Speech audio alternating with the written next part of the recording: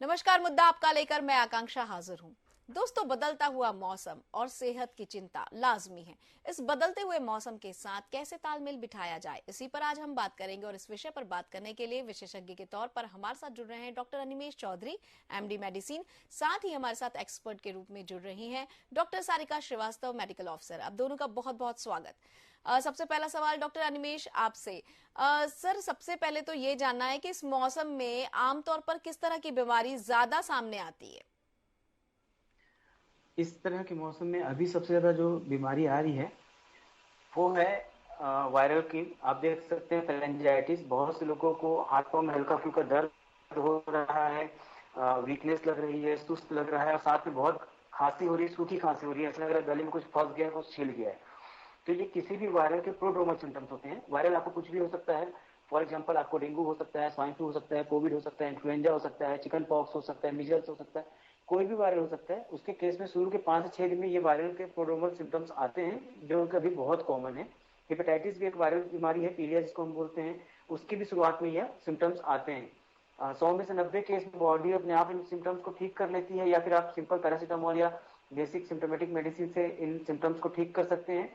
कुछ केसेस में यह बीमारी आगे बढ़ जाती है और अपने बेसिक लक्षण लेके आती है, और ऐसे केस में फिर आपको उस बीमारी के हिसाब से स्पेसिफिक ट्रीटमेंट लेना पड़ता है। जी, हमारे साथ डॉक्टर सारिका श्रीवास्तव हैं। डॉक्टर सारिका, आपसे जानना चाहते हैं कि इस मौसम में खान पान में भी बहुत ज्यादा परिवर्तन हमें देखने को मिलता है। एकदम ठंड के बाद से फिर गर्मी के एहसास के साथ जो परिवर्तन होता है, खाने पाने में पीने में जो रुचि है वो थोड़ी कम हो जाती है।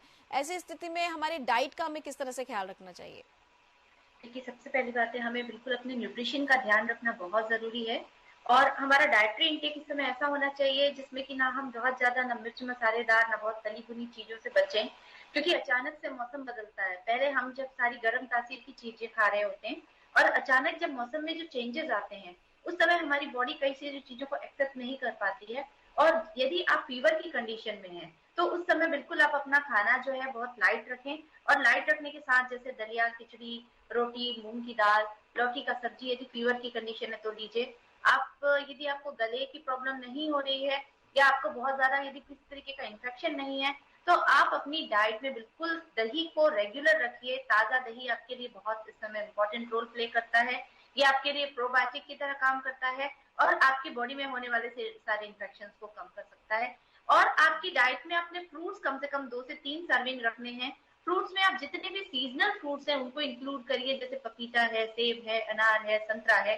इस सीजन में बहुत अच्छे फ्रूट्स आ रहे हैं, तो विटामिन सी वाले जितने फ्रूट्स हैं उनको भी आप अपनी डाइट में सम्मिलित करिए, जैसे कि आंवला है, और अमरूद, अभी गुआवा बहुत अच्छे आ रहे हैं। यदि आपको बहुत ज्यादा खांसी नहीं है, तो बिल्कुल आप अपनी डाइट में रेगुलर आप एक वो जो है आपने अमरूद भी खाना है, आंवला भी आप अपनी डाइट में रखिए। वाटर का इंटेक अच्छा करिए, कम से कम 3 लीटर पानी जो है आपने लेना है। और यदि आपको वायरल फीवर हो रहा है, तो आप पानी को उबाल कर लीजिए। यदि एक्वागार्ड का भी पानी आप ले रहे हैं, तो उसे भी उबाल कर लेने की कोशिश करिए। स्किम मिल्क ले सकते हैं। नॉन वेजिटेरियन है तो आप एग वाइट्स है, चिकन है, ये सारी चीजें भी, और हरी सब्जियां और जितने भी फल हैं उनको इंक्लूड करें। जी, डॉक्टर अनिमेश, इस समय चिकन पॉक्स बहुत ज्यादा देखने को मिलता है। ये मौसम जो है वो एक तो एग्जाम का समय होता है, उसपे भी बच्चों को फीवर, फिर चिकन पॉक्स जैसी बीमारियां भी बहुत तेजी से फैलने लगी हैं। तो किस तरह की सावधानी रखनी चाहिए? आकांक्षा जी, चिकन पॉक्स भी एक वायरल की बीमारी है, जैसा कि हमने पहले बोला। तो चिकन पॉक्स एक बहुत हाईली कंटाजियस बीमारी होती है। मतलब अगर एक बच्चे को है चिकन पॉक्स, तो क्लास के लगभग सभी बच्चों को होने की संभावना है। अच्छी बात यह होती है कि चिकन पॉक्स स्मॉल पॉक्स से बड़ी मात्रा जैसा जानलेवा नहीं होता। हाँ, लेकिन 8 से 10 दिन तक जब तक इसके चकत्ते बॉडी में रहते हैं, तब तक ये बहुत दर्दनाक होता है, बॉडी में बहुत दर्द होता है, बच्चा एकदम लेथार्जिक फील करता है, बहुत कमजोर महसूस करता है। तो सबसे पहले बचने का तरीका यह है कि अगर परिवार में किसी को चिकन पॉक्स है, किसी बच्चे को चिकन पॉक्स है, तो उसको स्कूल मत भेजिए।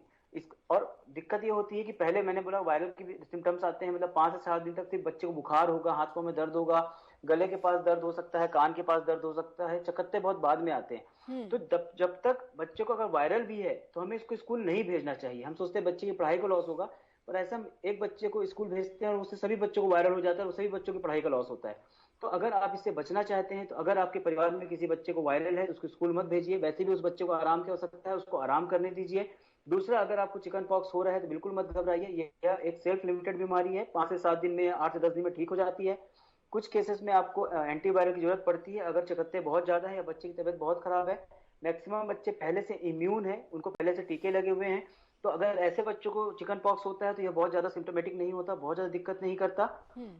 और ऐसे बच्चों को ऐसा खाना पीना देना चाहिए जो आसानी से पचने वाला है। किसी भी वायरल में आपकी डाइजेशन क्षमता कम हो जाती है, आपकी एसिडिटी बहुत बढ़ जाती है, तो आप बहुत ज्यादा गर्म या बहुत ज्यादा तेली या बहुत ज्यादा मिर्च मसाले वाला खाना आप नहीं खा पाएंगे। तो हल्का फुल्का सुपाच्य आसानी से पचने वाला खाना आप इनको देना चाहिए, रेस्ट करने देना चाहिए, शरीर को साफ रखना चाहिए। और अगर फफोले हो गए हैं तो उन फफोलों को आप सामान्य कैलामिन लोशन से आप उनको ठंडा रख सकते हैं, पर हमेशा डॉक्टर की सलाह लेनी चाहिए। बिना डॉक्टर की सलाह के या बिना डॉक्टर को दिखाए अपने मन से कोई भी ट्रीटमेंट नहीं करना चाहिए। जी डॉक्टर साहब, आपसे ही एक और सवाल है। आमतौर पर जो लोग बहुत धार्मिक आस्था से इसे जोड़कर देखते हैं वो चंदन का लेप लगाते हैं, तो क्या इससे काफी आराम मिल सकता है? ठंडा रखने के लिए आप चंदन का लेप भी लगा सकते हैं, पर शुद्ध चंदन मिलना ये एक सही, मतलब उस चंदन में आपका कोई कंटामिनेशन नहीं है, यह पता करना बहुत मुश्किल हो जाता है। फिर जो कैलामिन लोशन आता है वह भी वही काम करता है ठंडा करने का, और सबसे इंपॉर्टेंट रहता है कि वह एसेप्टिक रहता है, मतलब हमें पता रहता है कि उसके अंदर इन्फेक्शन नहीं है। तो आप कुछ भी लेप लगाएं तो बस यह ध्यान रखिए कि उससे उस इन्फेक्शन बढ़े ना। मतलब स्मॉल चिकन पॉक्स या छोटी माता एक वायरल इन्फेक्शन है, उसमें जो लीजन्स होता है उस समय आपकी इम्यूनिटी कम रहती है। अगर आप बाहर से कोई और इन्फेक्शन दे देंगे, बैक्टीरियल या स्किन को कोई और इन्फेक्शन दे देंगे, तो इसमें बहुत मुश्किल होता है। कभी कभी वो जो फफोले पड़े हैं उन फफोलों पे बैक्टीरियल इन्फेक्शन हो जाता है, फिर उसका ट्रीटमेंट बहुत मुश्किल होता है और बच्चे को बहुत फीवर और बहुत ज्यादा दर्द भी होता है। तो ऐसी चीजों से अगर बच सके तो बचना चाहिए। जी डॉक्टर सारिका, अगला सवाल आपसे है। आमतौर पर जब बच्चे बीमार होते हैं तो वो खाने में ज्यादा रुचि नहीं लेते, फिर पेरेंट्स को ये लगता है कि जिसमें उनकी रुचि हो, चाहे वो तला भुना ही क्यों ना हो या फास्ट फूड ही क्यों ना हो, उसे खिला दिया जाए ताकि उसके पेट में कुछ तो जाए। तो क्या ये हार्मफुल हो सकता है बच्चे के लिए? जी हाँ, बिल्कुल, क्योंकि उस समय खिलाने के लिए हमें ऐसी चीजें बनाकर देनी चाहिए बच्चों को जो हेल्दी भी हो और साथ में टेस्टी भी हो। सबसे पहले इस बात का ध्यान रखना है, आप अपने बच्चे के जो खाने दे रहे हैं उसका आप टेक्सचर बदल दीजिए। जो चीजें हैं आप हेल्दी भी दीजिए, तो जो हेल्दी भी बच्चा जिस फॉर्म में खाना चाहता है उस फॉर्म में दीजिए। आप इस समय यदि तली भुनी चीजें देते हैं तो डेफिनेटली यदि बॉडी में किसी तरीके का इन्फेक्शन है तो वो उसको इंक्रीज करने वाला होगा। क्योंकि सबसे पहली बात होती है कि जब बीमारी की कंडीशन होती है तो डाइजेस्टिव सिस्टम बहुत ज्यादा वीक हो जाता है, और उस समय यदि आप ट्रांस फैट्स दे रहे हैं, बच्चे को बहुत तली भुनी मिर्च मसालेदार चीजें देंगे, तो सबसे ज्यादा जो उनके डाइजेशन पर इम्पैक्ट पड़ता है, और डाइजेशन में इम्पैक्ट पड़ने के कारण जो होता है बच्चे को उस समय उस कंडीशन में लूज मोशन जैसी प्रॉब्लम भी हो सकती है, कॉन्स्टिपेशन जैसी भी प्रॉब्लम हो सकती है। तो उस समय बिल्कुल जरूरी है कि आप बच्चे को जो डाइट दे रहे हैं उसको बिल्कुल ऐसा करें। आप टेक्सचर, उनको फूड आइटम्स बदलने की जगह आप उसका टेक्सचर बदलकर बच्चे के टेस्ट के हिसाब से आप जो टेक्सचर जो बच्चा पसंद करता है उस टाइप के टेक्सचर में बना कर दीजिए। जैसा कि आप अभी चिकन पॉक्स के बारे में बोलना चाह रही थी, तो चिकन पॉक्स के बारे में भी मैं आपको बिल्कुल बताना चाहूंगी कि उस समय भी डाइट हमारे लिए बहुत इंपॉर्टेंट रोल प्ले करती है। और चिकन पॉक्स एक प्रकार की जो इन्फेक्शियस डिजीज है, और इन्फेक्शन होने के कारण इस समय बॉडी में क्या होता है, बहुत ज्यादा बॉडी का टेम्परेचर बढ़ चुका होता है, और इस समय भी हम डाइट को यदि बिल्कुल ध्यान नहीं रखते हैं तो डेफिनेटली क्या होते हैं, उसके सेकेंडरी सिम्टम्स हमको देखने में मिल सकते हैं। और नॉर्मली एज अ डाइटिशियन हम इस समय बिल्कुल एक डाइट सजेस्ट करते हैं जिसे कि हम लोग ब्रास डाइट कहते हैं। मतलब फर्स्ट फॉर्म जो उसमें होता है बी फॉर बनाना, ए मतलब ए आर मतलब राइस होता है, और एप्पल इसमें हम दे सकते हैं, और टोस्ट या फिर आप इस समय जो है इनको ब्राड टाइप जो होती है वो टोस्ट या फिर ब्रेड आप इनको दीजिए। तो ये समय क्या होता है कि जो इजिली डाइजेस्ट होने वाले होते हैं, और उस समय बिल्कुल आपने यदि चिकन से आपके बच्चे को या फैमिली मेंबर को, तो बिल्कुल भी ट्रांस फैट, जितनी भी तली भुनी मिर्च मसालेदार या गर्म तासीर की चीजें बिल्कुल बंद कर दीजिए। उबली हुई कम तेल की बनी हुई सब्जियां, हरी सब्जियां ज्यादा दीजिए। फल की सर्विंग आप कम से कम दिन में 2 से 3 बार आप दीजिए, तो डेफिनेटली आपके पेशेंट को इस समय इससे काफी बेनिफिट मिलेगा। जी डॉक्टर अनिमेश, आपसे जानना चाहेंगे कि इस समय पर सनलाइट से भी बहुत सारे लोगों को प्रॉब्लम होती है, सर दर्द की शिकायत होती है, या फिर ठंड, कभी अचानक से ठंड लगना, अचानक से गर्मी लगना, ये वाली शिकायतें भी देखने को मिलती है। तो अगर इस तरह की शिकायत आ रही है तो कैसे हमें इसका ध्यान रखना है, और क्या ये कोई बीमारी का लक्षण है? जैसे कि मौसम लगातार चेंज होते जा रहे हैं और उसके कारण अगर आप देखेंगे कि घरों के अंदर लगभग हर जगह एसी है, ऑफिस के अंदर एसी है और बाहर धूप है बहुत ज्यादा, और यह सूखी धूप है, मतलब dry air because of pollution. जैसे जैसे आप देखेंगे कि पॉल्यूशन बढ़ते जा रहा है, धूल के कारण बढ़ते जा रहे हैं, तो ये ड्राई एयर है, नमी नहीं है। तो इसके कारण आपको स्किन प्रॉब्लम्स होना, रूसी होना और हेडेक होना ये बहुत कॉमन होता है, क्योंकि लगातार आपका एक ही दिन में कई बार टेम्परेचर ऊपर नीचे हो जाता है। जी। तो अगर पॉसिबल हो सके तो अपने रूम या ऑफिस का जो एसी का टेम्परेचर है वो थोड़ा अपर साइड में रखिए, 25 से 28 डिग्री रखिए, बहुत ठंडा मत रखिए। और बाहर जब भी जाएं तो कम से कम अपना सर ढक के जाइए, हाथ पांव ढक के जाइए, जितना हो सके सनलाइट से बचना चाहिए। सनलाइट में अभी अल्ट्रावायलेट रेस की मात्रा सामान्य से बहुत ज्यादा होती है, हानिकारक रूप में होती है, और इसमें आपको इसके कैंसर के चांस भी काफी होते हैं। तो जब भी बाहर जाएं, बाहर जाने से आधे घंटे पहले बॉडी में सनस्क्रीन लगाएं, और कोशिश कीजिए कि कम से कम आपका जो शरीर का हिस्सा है खुला रहे, मतलब हाथ पांव सब जगह मोजे पहनिए, सर ढकिए, और जहां तक हो सके छाए में चलिए। तो इनसे आप थोड़ा जो सूर्य के कारण होने वाली दिक्कतें हैं उनसे बच सकते हैं। पर यदि आपको कभी ऐसा कोई दिक्कत हो रही है, बहुत ज्यादा हेडेक हो रहा है, तो अपने बीपी चेक कराइए। आप यह देखिए कि हाँ, आप डिहाइड्रेटेड तो नहीं हो रहे हैं, शरीर में पानी प्रॉपर तो ले रहे हैं कि नहीं ले रहे हैं, आपके शरीर में नमक की मात्रा कम तो नहीं हो रही है। एक बहुत बड़ा मिसकॉन्सेप्ट है भारत में कि जो बीपी के मरीज हैं उनको नमक नहीं खाना है, जबकि एक्चुअली में ये होता है कि उनको एक्स्ट्रा नमक नहीं खाना है। जो टेबल सॉल्ट मतलब हम खाने में जो नमक, नॉर्मल नमक, ज्यादा नमक नहीं, खाने में जो नॉर्मल नमक है उतना होना चाहिए। पर टेबल में हम जब अलग से थाली में नमक लेते हैं, या प्याज या सलाद के ऊपर जो अलग से नमक लेते हैं, तो एक्स्ट्रा नमक नहीं खाना है, क्योंकि हम एक उष्णकटिबंधीय ट्रॉपिकल कंट्री में रहने वाले लोग हैं, हमारे शरीर से पसीना ज्यादा निकलता है, तो उसको कंप्लीट करने के लिए हमें नमक ज्यादा लेना पड़ता है, थोड़ी ज्यादा लेना पड़ता है। तो नमक को टोटली अवॉइड नहीं करना है जब तक आपका डॉक्टर आपको टोटली अवॉइड करने के लिए ना बोले। अगर आप बोल रहे हैं कि टेबल सॉल्ट या एक्स्ट्रा सॉल्ट नहीं लेना है, तो बस टेबल सॉल्ट या एक्स्ट्रा सॉल्ट मत लीजिए, थोड़ा नमक लीजिए। उसकी कमी से भी आपको बॉडी एक होना, हेडेक होना कॉमन होता है। जी। डॉक्टर सारिका, आमतौर पर हम कहते हैं कि पानी का इंटेक बढ़ा लो, 3 लीटर पानी पीना ही चाहिए, लेकिन बहुत सारे लोग पानी पीने से बचते हैं, उन्हें स्वाद ही नहीं आता, या जब वो खाना खाने बैठते हैं तभी वो पानी पीते हैं। ऐसे में पानी के प्रति लोगों को कैसे रुचि उनमें जागृत की जाए, खासतौर पर बच्चों में? जी हाँ, बिल्कुल। पानी एक्चुअली क्या होता है कि देखिए, एज ग्रुप के अकॉर्डिंगली जो वाटर की जो रहती है क्वांटिटी ये डिसाइड होती है। जैसे कि 3 लीटर जो रहता है एक एडल्ट को लेना जरूरी होता है, और यदि हम बच्चों की बात करें तो 1.5 से 2 लीटर पानी जो है ये 18 ईयर्स के से कम के जो बच्चे हैं, 15 ईयर्स तक के बच्चों को लेना सफिशियंट होता है। और उसके जैसे जैसे एज बढ़ती जाती है हम क्वांटिटी बढ़ाते जाते हैं। तो सबसे पहली बात है, प्लेन पानी यदि कोई बच्चा नहीं लेना चाह रहा है तो उसके हमारे पास बहुत सारे ऑल्टरनेटिव हो सकते हैं। जैसे कि लिक्विड की हमारी कमी को पूरा करने के लिए हम बच्चों को बटर मिल्क दे सकते हैं, और सबसे अच्छा ऑप्शन होता है हमारे पानी का, वो होता है जो हमारे मिनरल्स को भी कंट्रोल करता है, वो होता है हमारा नारियल का पानी।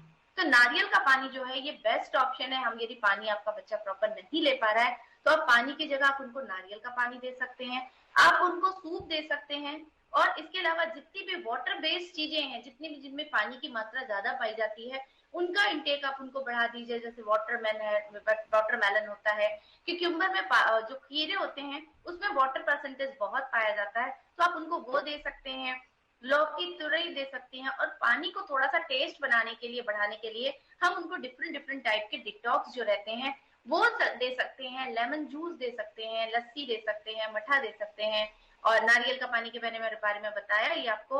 और लिक्विड फॉर्म में हम डिफरेंट डिफरेंट टाइप के जो डिटॉक्स होते हैं, यदि वो हम उन्हें देंगे तो जो एक डायरेक्ट वो पानी ले रहे हैं, यदि पानी में इंटरेस्ट नहीं डेवलप हो पा रहा है तो आप दूसरी चीजों के थ्रू जो है वाटर की जो कमी है बॉडी में उसको हम फुलफिल कर सकते हैं।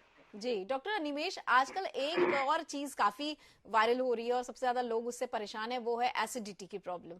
एसिडिटी की प्रॉब्लम से भी लोग दो चार हो ही रहे हैं, तो इसका क्या कारण है और इससे कैसे बचा जा सकता है? एसिडिटी के प्रॉब्लम के कारण तो बहुत सारे हैं आकांक्षा जी, पर सबसे प्रमुख कारण आज के परिवेश में जो है वो है एक स्ट्रेस लेना, और अभी लाइफस्टाइल मतलब बहुत रात को खाना खाना, बहुत लेट तक खाना खाना, और खाना खाने के बाद सो जाना, खासकर जंक फूड करना। अगर आप रायपुर में ही देखेंगे तो एक नई संस्कृति आई है कि लोग 9 बजे के बाद 10, 11, साढ़े 11, 12 बजे तक बाहर जाते हैं, बाहर जंक फूड खाते हैं और उसके बाद सो जाते हैं। और इससे क्या होता है कि आपके जो शरीर को पचाने के लिए बहुत कम समय मिलता है। मतलब आप सुबह 8 या 9 बजे पहला डाइट ले रहे हैं और रात को आप 11 बजे दूसरा डाइट ले रहे हैं, लास्ट डाइट ले रहे हैं, तो आपकी बॉडी को प्रैक्टिकली 5 से 6 घंटे बस मिल रहे हैं एक पूरे शरीर को खाना पचाने के लिए। तो इसमें ये होना चाहिए कि रात को आप जितना पहले खा सकें, मतलब 6 बजे 7 बजे अगर आप खाते हैं और सुबह जितना लेट खा सकें, एक तरह से इंटरमीडिएट फास्टिंग कर सकें, तो आपको इससे एसिडिटी में फायदा होगा। सेम डाइट में आपको कंट्रोल करना है, आपको फास्ट फूड, बहुत ज्यादा कार्बोहाइड्रेट, मिर्च मसाला, बहुत तेली, बहुत ज्यादा गर्म या बार बार गर्म किया हुआ खाना, इसको खाने से बचना है। रात को बहुत लेट खाना खाने से बचना है। खाना खाने के बाद कोशिश कीजिए 10-15 मिनट ये सही बस टहल पाएं, उसके बाद आराम से सोइए। इसके अलावा स्ट्रेस, अगर आपकी लाइफ में बहुत स्ट्रेस है, आप लगातार मोबाइल में आपका स्क्रीन टाइम बहुत ज्यादा है, तो उससे भी एसिडिटी बढ़ती है। ऐसे कई लोग जिनका स्ट्रेस लेवल हम कम करते हैं, उनको एंटी डिप्रेशन देते हैं, उससे भी उनको एसिडिटी में इंप्रूवमेंट आता है। तो अभी की जो लाइफ स्टाइल है उसके कारण लोगों की एसिडिटी बढ़ रही है। खान पान, लाइफ स्टाइल और स्ट्रेस, मेडिटेशन करके, एक्सरसाइज करके भी आप स्ट्रेस कम कर सकते हैं। इन तीनों चीजों को ध्यान देके आप 80% तक एसिडिटी कम कर सकते हैं। जी डॉक्टर सारिका, आपसे जानना चाहेंगे कि एसिडिटी के लिए जो पेशेंट्स आपके पास आते हैं उन्हें आप क्या सलाह देती हैं? देखिए, सबसे पहली बात है, हम उन्हें ये सलाह देते हैं कि हर 2-2 घंटे के अंतराल में कुछ ना कुछ आप इंटेक करिए। पहले आप अपनी जो फूड हैबिट्स चेंज करिए। क्या होता है कि मोस्टली जो एसिडिटी के पेशेंट्स होते हैं उनमें ये प्रॉब्लम होती है कि वो सुबह एक बार इंटेक किए, उसके बाद पूरा दिन उन्होंने कुछ भी नहीं लिया और रात को वो इंटेक ले रहे हैं। पहली बात, उनको बिल्कुल अपना जो शेड्यूल है उसे अच्छा करना है। हाँ, नॉर्मली जो ब्रेकफास्ट का टाइम होना चाहिए वो 9:30 से 10 बजे के पहले हो जाना चाहिए। लंच का टाइम जो है वो 1:30 से 2 बजे के पहले होना चाहिए। और डिनर आप सोने के कम से कम 3 से 4 घंटे पहले आप अपना जो है हम उनको सजेस्ट करते हैं कि आप अपना डिनर कंप्लीट कर लीजिए। अपनी बॉडी को हाइड्रेटेड रखिए, पानी पर्याप्त मात्रा में रखिए। दिन में 2 से कम 2 से 3 सर्विंग जो है हमें अपने फ्रूट्स की रखनी जरूरी होती है। और यदि आपको सीवियर एसिडिटी की प्रॉब्लम हो रही है तो हमारे किचन में ऐसे कई ऐसे मसाले होते हैं जो कि हमारी एसिडिटी को कंट्रोल करने में मदद करते हैं। जैसे कि आप फेनल सीड, सौंफ का इंटेक करिए। अजवाइन जो है ये भी हमारी एसिडिटी को कम करता है। और इसके अलावा जैसे हम मेथी दाना, यदि आपकी तासीर गर्म नहीं है तो बिल्कुल आप मेथी दाना का भी इंटेक कर सकते हैं। और इसके अलावा जैसे हर खाने में हींग डालते हैं तो हींग हमारी बॉडी की एसिडिटी को कम करने में मदद करता है। दही हमारे गट को बहुत अच्छा करने वाला होता है, हमारे डाइजेशन के लिए सबसे अच्छा माना जाता है। तो दही का इंटेक भी जो रहता है वो हमारी एसिडिटी की प्रॉब्लम को कम कर सकता है। नारियल का पानी, सूप, हरी सब्जियां, फल, जितना फाइबर आप लेंगे। नॉर्मली क्या होता है कि हम इंटेक जो कर रहे होते हैं, जैसे कि हम मैदा मैदा बिल्कुल हमारे डाइजेस्टिव सिस्टम के लिए बहुत ज्यादा हार्मफुल होता है, जितने भी रिफाइंड फ्लोर होते हैं। तो यदि आप एसिडिटी के पेशेंट्स हैं तो बिल्कुल मेरी एक आपको एडवाइस रहेगी कि बिल्कुल आप अपनी डाइट से fast food, junk food, trans fat, जितनी भी तली भुनी चीजें हैं, जितनी भी फ्रेंच फ्राइज है, इस टाइप की चीजें आप अपनी डाइट से बिल्कुल खत्म कर दीजिए। आपने तली हुई चीजें भी नहीं खानी है और आपने मैदे से बनी हुई किसी भी तरीके की चीजों का इंटेक करना बंद कर देना है।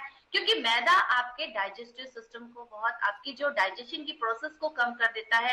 मेटाबॉलिक रेट आपकी स्लो हो जाती है, आपका डाइजेशन प्रॉपर नहीं होगा, बॉवेल्स अच्छे नहीं आएंगे, तो डेफिनेटली आपको एसिडिटी हो सकती है और आपको कॉन्स्टिपेशन भी हो सकता है। तो बिल्कुल इन सारी बातों का हमें ध्यान रखना जरूरी है। जी डॉक्टर अनिमेष, आपसे जानना चाहेंगे, बहुत सारे जो हमारे मरीज साथी होते हैं वो दूसरों की सलाह पर भी दवाई खा लेते हैं। आराम नहीं मिल रहा है तो किसी ने सलाह दे दी ये खा लो और वो खा लेते हैं। तो उससे क्या नुकसान होता है और क्या हर एक की बॉडी के अकॉर्डिंग मेडिसिन का जो असर है वो अलग अलग होता है? आकांक्षा जी, इसमें मैं एक छोटा सा आपको घटना सुनाता हूँ। जी। बहुत फेमस घटना है। रामायण में लक्ष्मण जी को बाण लगा था, सबको जानकारी है। तो लक्ष्मण जी को जब बाण लगा तो सुषेण वैद्य लंका से बुलाए गए थे और सुषेण वैद्य ने कहा संजीवनी बूटी लाना है, सूर्योदय से पहले तक लक्ष्मण को खिलाना है। इसमें आप इस छोटी सी घटना में आप देखिए कि राम जी ने स्वयं इलाज नहीं किया, उन्होंने एक एक्सपर्ट को बुलाया, भले दुश्मन देश से बुलाना पड़ा। दूसरी बात, सुषेण वैद्य ने बोला कि संजीवनी बूटी सूर्योदय से पहले तक काम करेगी। तीसरी बार जब हनुमान जी पूरा पर्वत लेके आ गए और उस पर्वत वहां पे प्रचुर मात्रा में संजीवनी बूटी उपलब्ध थी, तो भी सुषेण जी ने सिर्फ लक्ष्मण जी को ही वो बूटी खिलाई, बाकी लोग को नहीं खिलाई। तो आप इससे बहुत आसानी समझ सकते हैं कि संजीवनी बूटी जैसी बूटी भी सिर्फ एक व्यक्ति को एक विशेष समय में, एक विशेष परिस्थिति में ही लाभकारी थी।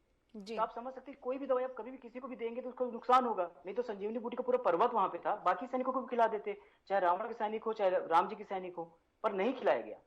तो ये छोटी सी घटना आपको बता सकती है कि कभी भी कोई भी दवाई बिना एक्सपर्ट की सलाह के नहीं देना चाहिए। भगवान राम ने भी नहीं दी थी, आप भी मत लीजिए।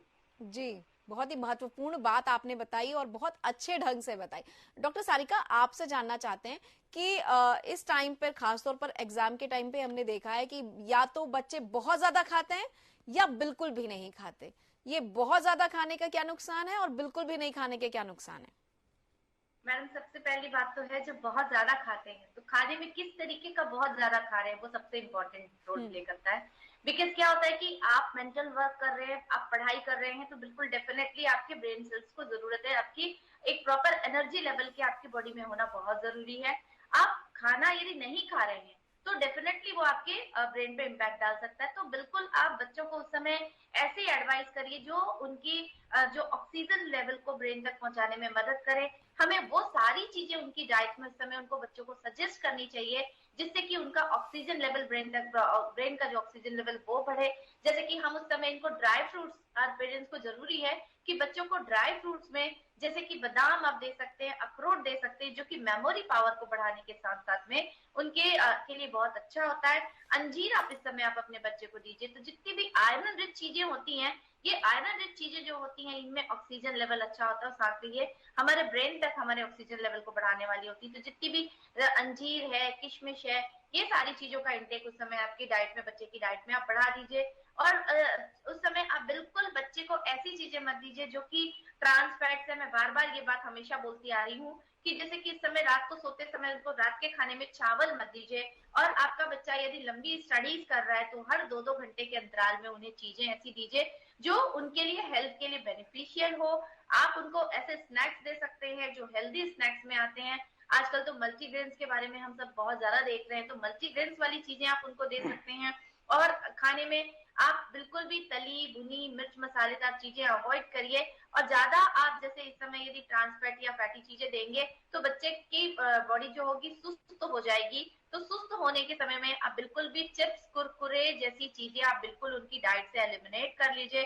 फास्ट फूड, पिज्जा, बर्गर जैसी चीजें देने की जगह आप उनको हेल्दी फूड ही दीजिए, घर की बनी हुई चीजें, फ्रेश चीजें दीजिए, लिक्विड ज्यादा दीजिए। आप उनको जैसे कि कोल्ड ड्रिंक्स देने की जगह में आप घर की बनी हुई स्मूदीज देते हैं तो डेफिनेटली वो बच्चे के लिए बहुत हेल्पफुल होगी। आप उनको केला दे सकते हैं, फ्रूट्स में जैसे पपाया दे सकते हैं, ऑरेंज दे सकते हैं। तो ये उनकी इम्यूनिटी को बढ़ाने के साथ साथ में उनके एनर्जी लेवल को भी बढ़ाने में मदद करेगा। जी डॉक्टर निमेश, आपसे अगला सवाल है। अक्सर हमने देखा है कि बच्चे जो है जब वो कम खाते हैं या ज्यादा खाते हैं तो पेरेंट्स सवाल लेकर आते हैं कि इन्हें कुछ ऐसी दवाई दे दीजिए जिससे इसकी भूख ज्यादा बढ़ जाए, या कुछ ऐसा कीजिए कि वो थोड़ा कम खाए, या फिर आप वैक्सीनेशन कर दीजिए। ऐसी कोई डिमांड आपके पास भी आई होगी। हम चाहते हैं कि आमतौर पर एग्जाम के टाइम पे जब बच्चे कम खाते हैं और पेरेंट्स आते हैं आप, तो आप किस तरह की सलाह देते हैं उन्हें? मेरा सबसे पहले क्रॉस क्वेश्चन रहता है कि आपका बच्चा खेल कम रहा है या उसकी एक्टिविटी कम हुई है। अगर नहीं तो कुछ मत कीजिए। होता क्या है कि आपको पेट भरने के लिए खाना ही नहीं है, आपको उतना ही खाना है जितना आप खर्च कर सकते हैं। हमारा स्टमक की साइज आज भी उतनी है जितनी आज से 100 साल पहले थी, पर हमारी खर्च करने की जो कुव्वत है, हम जितना एनर्जी एक्सपेंड कर रहे हैं वो बहुत कम हो चुका है। मतलब आप समझ लीजिए कि आप टीवी का चैनल चेंज करने के लिए भी आप रिमोट से चेंज करते हैं, आप हिलते नहीं अपने सोफा से। और इवन आप ये है कि रिमोट से आप लोग टाइप भी नहीं करते, मोबाइल में टाइप भी नहीं करते, बोल के आदमी टाइप कर रहा है। जी। तो आप पहले के मुकाबले में सिर्फ 10% एनर्जी खर्च कर रहे हैं, तो इसलिए आपको खाना उतना 100% नहीं है। आप जो भी एक्स्ट्रा खाएंगे, आपका बच्चा जो भी एक्स्ट्रा खाएगा वो आपकी बॉडी में एज ए फैट इकट्ठा होते जाएगा, और इसीलिए जो नई जनरेशन आती जा रही है मोटी आती जा रही है। तो मेरी सबको सलाह यही रहती है कि आप अपने बच्चे के पेट भर के खाने के पीछे मत पड़िए। अगर आपका बच्चा एक्टिव है, पढ़ने में ठीक है, कोई दिक्कत नहीं हो रहा है, तो खाने पीने में बस इतना ध्यान दीजिए कि वह जो खा रहा है उसमें न्यूट्रिशन प्रॉपर हो। Macro nutrition, micro nutrition Sarika ji बहुत अच्छे से बता पाएंगी।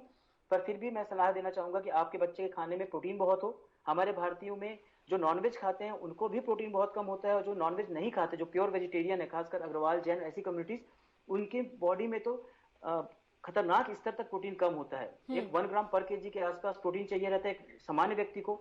बढ़ते हुए बच्चों को, एक्सरसाइज करने वालों को कम से कम 2 ग्राम पर केजी प्रोटीन चाहिए। 40 किलो के आदमी को 80 ग्राम के आसपास प्रोटीन चाहिए। मतलब आप मान लीजिए 8 अंडे रोज। तो कोई नहीं खाता है। साथ में फैट लेना चाहिए। हमारे यहाँ एक मिसकॉन्सेप्ट है कि फैट खराब है, कार्बोहाइड्रेट खराब है, लोगों की चीज समझना है। और जो बार बार सारिका जी बोल रही है ट्रांस फैट खराब है। ट्रांस फैट मतलब डालडा या ऐसी चीजें जो बाहर से वनस्पति घी के नाम पे आता है। पर जो घी है या जो पनीर है, इसके फैट बॉडी को फायदा करते हैं, और बहुत सारे विटामिन फैट के थ्रू ही सॉल्व होते हैं, डिजॉल्व होते हैं बॉडी में। तो हमारी बॉडी को फैट भी चाहिए। तो एक हेल्दी डाइट में अच्छी मात्रा में ओमेगा 3 या फिर सैचुरेटेड फैट और अनसैचुरेटेड फैट, सैचुरेटेड फैट और जो नॉन ट्रांस फैट है, और गुड प्रोटीन, साथ में लेस अमाउंट ऑफ कार्बोहाइड्रेट, उतना ही कार्बोहाइड्रेट जितना आपको तुरंत खर्च करने चाहिए। तो ये मैं अपने पेशेंट को टाइम देता हूँ, पेरेंट्स को टाइम देता हूँ ऐसे मामले में, क्योंकि बच्चों की ग्रोथ का सवाल है। और 5 से 10 मिनट मेरी कोशिश रहती है कि उनको एक प्रॉपर डाइट काउंसलिंग करा सकूं, और उसको मैं उनको एक डाइटिशियन के पास भेजता हूँ कि आप उनके पास जाइए और एक काउंसलिंग लीजिए। बच्चे को पेट भर खिलाने की आदत मत डालिए। जी, बहुत अच्छी बात आपने बताई कि पेट भर खाना जरूरी है, जितना शरीर को चाहिए उतना खाना ज्यादा जरूरी है। डॉक्टर सारिका, आपसे जानना चाहेंगे, जब हम डाइट की बात कर रहे हैं तो जो बच्चे अभी स्कूल में पढ़ रहे हैं और एग्जाम देने वाले हैं, उनके डाइट चार्ट में हमें किन बातों का ध्यान रखना है? देखिए, इसमें मैं बिल्कुल के हिसाब से, उनके हाइट वेट के हिसाब से हमें कैलोरी काउंटेड डाइट देनी है। पहली बात, उनकी जितनी रिक्वायरमेंट है, जितनी न्यूट्रिशन की जरूरत है, आप उनको उतना देंगे। डाइट में हमने बिल्कुल 2-2 घंटे के शेड्यूल पे उनको थोड़ी थोड़ी मात्रा में देना है, ताकि उनका जो है, जितना अभी वर्कलोड होने के कारण उनका जो डाइजेशन प्रॉपर रहे, और डाइजेशन प्रॉपर होने के बिल्कुल सही समय पे आप उनको ब्रेकफास्ट दीजिए, सही समय पे लंच दीजिए, और सही समय पे उनका डिनर दे दीजिए। और उनको मिल्क जरूर दीजिए उनकी डाइट में। अपने दिन में कम से कम 1 से 2 ग्लास मिल्क देना है। आपने उनको दही जरूर से देनी है डाइट में। आप बच्चे को आप आधा चम्मच भी, यदि आपका बच्चा किसी तरीके से आप उनको यदि वो दे सके, ओमेगा फैटी एसिड्स के लिए सीड्स दे सके, तो डेफिनेटली वो उनके लिए बहुत हेल्पफुल होगा। और ऐसा नहीं है कि हम उनको सीड्स दे रहे हैं तो बहुत ज्यादा क्वांटिटी में दे रहे हैं। तो बच्चे की एक नॉर्मल रिक्वायरमेंट जो रहती है, जो 18 ईयर्स बिलो रहते हैं, उनको हाफ टी स्पून भी, यदि आप क्या करते हैं कि सीड्स में, जैसे सनफ्लावर सीड, पंपकिन सीड्स, या फिर आप जैसे चिया सीड्स है, फ्लैक्स सीड्स है, उनको मिलाकर टोटल आप दिन भर में आधा चम्मच दे दीजिए, थोड़े से गुड़ के साथ में। यदि बच्चा ऐसे नहीं ले पा रहा है तो आप उसको आप लड्डू बनाकर भी उनको दे सकते हैं। और आप उनको अपनी डाइट में, जैसे कि पनीर है, यदि नॉन वेजिटेरियन बच्चा है तो आप उनको एग्स दे सकते हैं। हफ्ते में 1 से 2 बार आप चिकन दे सकते हैं। दालें दिन में कम से कम उनको आपने 2 बार जरूर से देनी है। और इसके अलावा उनको हरी सब्जियां, फल बिल्कुल आप अपने बच्चे को देते रहिए। दिन में कम से कम 2 सर्विंग आपने उनको फ्रूट्स देने हैं। एक फ्रूट्स देने की जगह आप उनको फ्रूट सैलेड बनाकर देंगे, तो उस बच्चे को सारे जितने भी माइक्रो न्यूट्रिएंट्स हैं वो इनफ क्वांटिटी में मिल सकते हैं। तो इन सारी बातों का ध्यान रखना है। हमें 2-2 घंटे के अंतराल में बच्चे को देते रहना है, थोड़ी थोड़ी क्वांटिटी में। आप यदि बच्चे को, यदि बीच में जैसे क्रेविंग हो रही है, कुछ खाने की का मन कर रहा है, तो आप उनको थोड़े से मखाने दे सकते हैं, पीनट्स दे सकते हैं, मूंगफली दे सकते हैं, चने दे सकते हैं। तो ये भी उनकी प्रोटीन की रिक्वायरमेंट को फुलफिल करेगा, और साथ ही साथ में उनकी बॉडी को एनर्जी देने का काम करेगा। तो फ्रूट्स भी दीजिए, हरी सब्जियां भी दीजिए, बीन्स भी दीजिए, पनीर भी दीजिए। और बच्चा सोयाबीन भी आप खा सकता है, सोयाबीन में भी प्रोटीन बहुत अधिक मात्रा में पाई जाती है। रात को चावल मत दीजिए उनके खाने में, और कोशिश करिए कि मल्टीग्रेन्स का उपयोग करिए। हरी सब्जियां, फल ज्यादा देंगे। तो ड्राई फ्रूट्स भी हमने जरूर से उनकी डाइट में रखना है। वाटर इनटेक भी प्रॉपर होना जरूरी है। जी, डॉक्टर अनिमेष, आपसे सवाल ये है कि डिहाइड्रेशन की प्रॉब्लम भी काफी होती है इस टाइम पर, तो डिहाइड्रेशन के लक्षण क्या होंगे और इसका सॉल्यूशन क्या होगा? डिहाइड्रेशन का सबसे पहला लक्षण तो ये होगा कि आपकी, जी सर। डॉक्टर अनिमेष, आपकी आवाज हम तक नहीं पहुंच पा रही है। जी, तो डिहाइड्रेशन का सबसे पहला लक्षण ये होता है आकांक्षा जी, कि जो यूरिन होती है वो आपकी येलो होने चालू हो जाती है। मॉर्निंग यूरिन जो होती है वो तो येलो हो सकती है, पर मॉर्निंग के अलावा दिन भर में जो यूरिन हो रही है, अगर वो प्रॉपर व्हाइट नहीं हो रही है तो ज्यादा चांस है कि आपको डिहाइड्रेशन हो सकता है। दूसरा होता है कि आपको धीरे धीरे सुस्त लगना चालू होगा, आपके हाथ पांव में दर्द होना या भारीपन लगना चालू होगा, आपको चक्कर आ सकता है, हेडेक हो सकता है।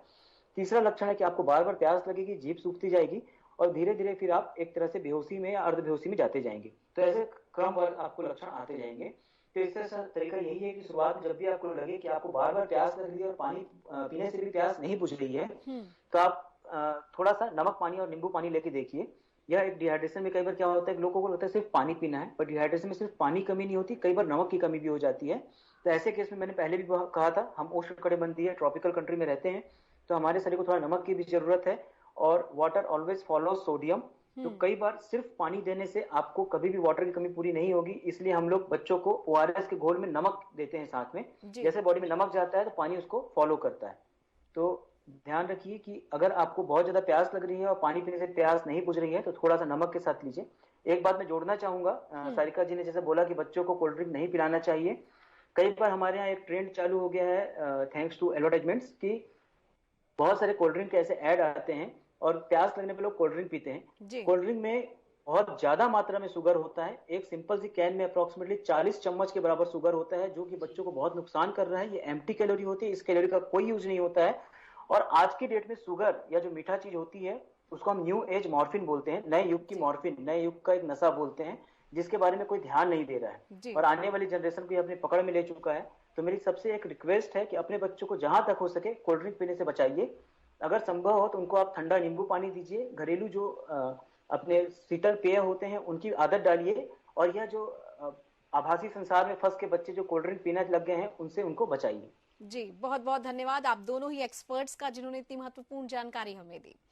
तो दोस्तों, हम आशा करते हैं कि आप अपना और अपने अपनों का सेहत का ख्याल रखेंगे और आपसे फिर से होगी मुलाकात किसी नए विषय के साथ। तब तक कीजिए थोड़ी सी प्रतीक्षा, थोड़ा सा इंतजार। नमस्कार।